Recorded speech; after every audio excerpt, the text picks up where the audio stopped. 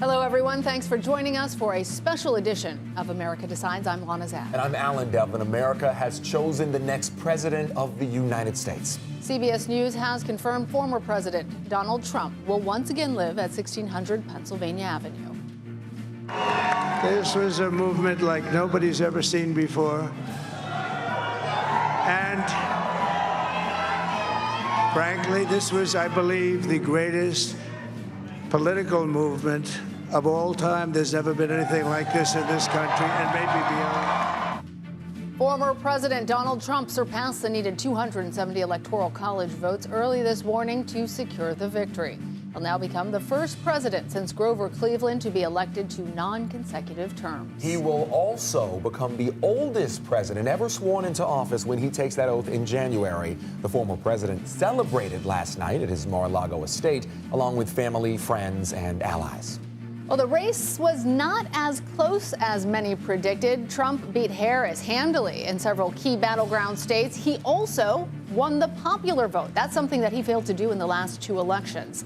CBS News projects Trump will also have help on Capitol Hill, with Republicans flipping control of the Senate. The House, though, remains a toss-up. We have team coverage following what's next. We're going to begin, though, with CBS News campaign reporter Olivia Rinaldi. You've been following the Trump campaign for us closely, Olivia. We are hearing Trump aides say that his transition team is moving quickly. What are the next moves for the president-elect's team?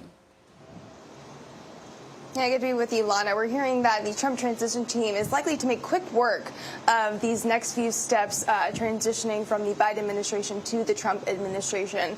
I'm told that they're already starting to have several of those meetings that they'll be occurring over the next several days and weeks and months as we head into the next Trump presidency. It's likely to take place down here in West Palm Beach, which is where the campaign is headquartered. Now, that team consists of Howard Lutnick and Linda McMahon. Those are two of Trump's top donors and people who are close to him, often been traveling with him over the last few days, but also his two sons, Eric and Don Jr., and his running mate, Senator J.D. Vance. They will all be part of this transition, talking to different personnel, talking about different policy for the next Trump administration. But we also know that RFK Jr. and Tulsi Gabbard were named additional names that were added to that list back in August. That's a little bit of a nod to the big tent party that they believe they are creating of what they call the Make America Healthy movement, in a nod to RFK Jr. And Trump last night was talking about his team that has surrounded him. That also includes his co-campaign managers, Susie Wiles and Chris LaCivita. Take a listen to what he had to say here about his team, about how he's feeling about this movement going forward. This is a great job. There's no job like this. This is the most important job in the world. Just as I did in my first term, we had a great first term, a great first term. I will govern by a simple motto: promises made, promises kept. We're going to keep our promises.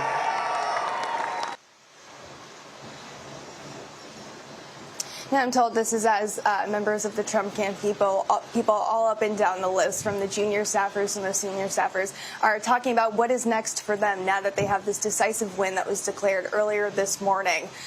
A lot of steps to be taken, a lot of things to be done now.